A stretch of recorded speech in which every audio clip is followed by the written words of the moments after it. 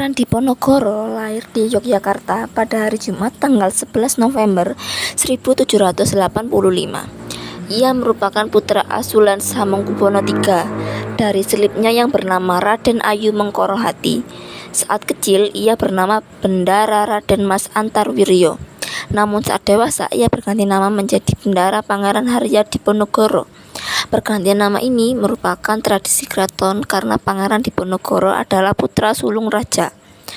Masa kecil hingga remaja ia habiskan di luar istana, yaitu di desa Tegalrejo bersama dengan istri dari Sultan Hamengkubuwono I.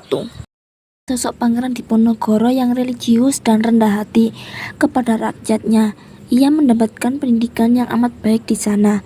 Hal ini juga yang menyebabkan Pangeran Diponegoro mudah bergaul dengan siapapun dan dari kalangan apapun.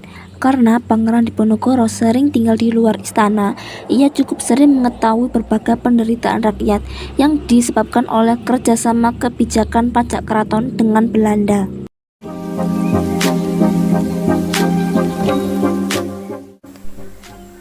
Pangeran Diponegoro melihat bangsa Belanda telah banyak melanggar norma-norma dan batas susila adat Jawa.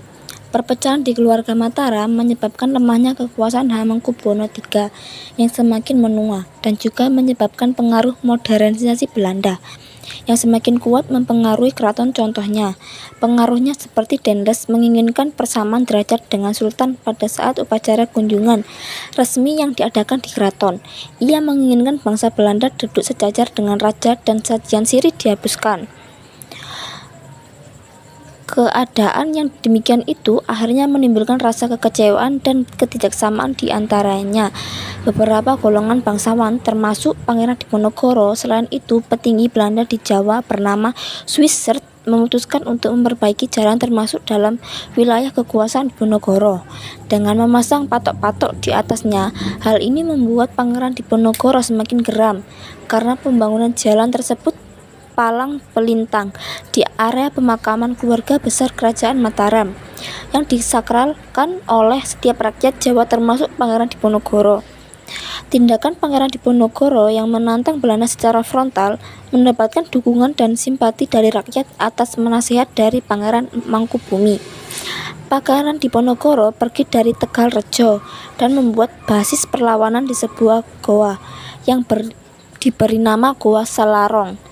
Pemberontakan Pangeran Diponegoro ini banyak didukung dari berbagai lapisan masyarakat, petani, santri, ulama, dan para bangsawan.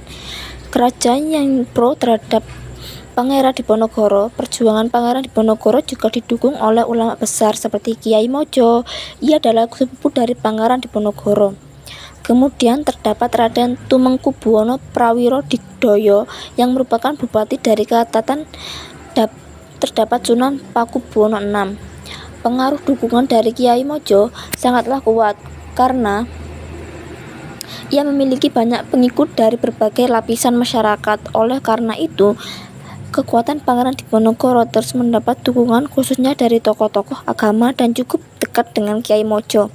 Bahkan kira-kira terdapat 112 kiai, 31 haji, 15 syekh, dan puluhan penghulu yang bergabung dengan Pangeran Diponegoro.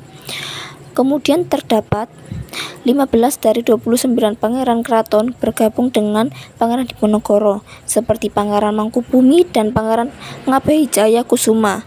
Ia juga merekrut bandit profesional untuk bergabung melawan Belanda. Perjuangan ini dibantu oleh Kiai Mojo selaku pemimpin spiritual perang dan Sentot Alibasa sebagai panglima perang. Diponegoro adalah perang terbuka dengan mengarah semua pasukan pertempuran berkecamuk dengan sangat hebat, sehingga jika suatu wilayah bisa dikuasai pasukan Belanda di siang hari, maka malam hari esoknya wilayah itu sudah berhasil direbut kembali oleh pasukan Pangeran Diponegoro.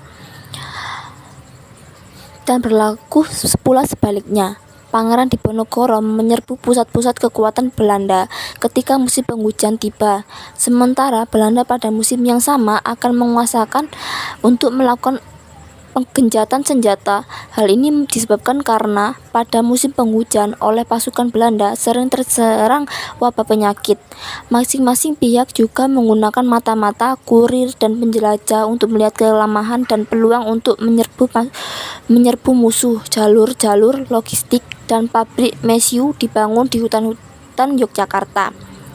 Sementara Belanda rutin melakukan penghasutan dan provokasi di kalangan masyarakat maupun milisi Ponorogo. Perang berlangsung secara stagnan sampai tahun 1828 ketika Belanda di bawah Jenderal Den Kok menerapkan teknik bentengan setel sel yang berfungsi untuk menjepit pasukan Pangeran Diponegoro. Ketika persatu tokoh penting dari pihak Pangeran Diponegoro mulai ditangkap, Kiai Mojo berhasil ditangkap pada tahun 1828. Menyusul tahun 1929, Pangeran Mangkubumi dan Sentot Alibasa menyerah kepada Belanda pada 28 Maret 1830. Sehari setelah Lebaran, Pangeran Diponegoro pergi ke Magelang untuk memenuhi undangan Hendrik Merkus Barendekok yang merupakan panglima tentara Belanda dalam Perang Jawa. Sikap memenuhi undangan tersebut sebagai bentuk keramah tamahan terhadap lawan setelah 1 bulan penuh menjalani puasa.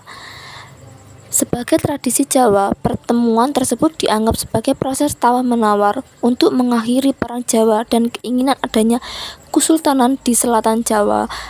Namun, sayang niat baik Pangeran Diponegoro tidak disambut baik. Ia dijebak Karis Sidenan Getuk. Pangeran Diponegoro dengan terpaksa menyerahkan kepada Belanda dengan catatan pasukan dilepaskan seluruhnya.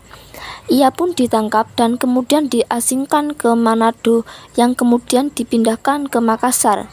Pasukan-pasukan yang tidak lagi memimpin kehilangan untuk berjuang. Berakhirnya Perang Jawa ini membuat pimpinan-pimpinan di tanah Jawa kehilangan harapan untuk melawan Belanda. Setelah perang-perang tersebut berakhir, populasi di Yogyakarta menyusut sepenuhnya. Meski begitu, perang ini mampu menewaskan 7.000 serdadu Belanda yang membuatnya semakin kesulitan untuk memenangkan Perang Pardi II di Minangkabau.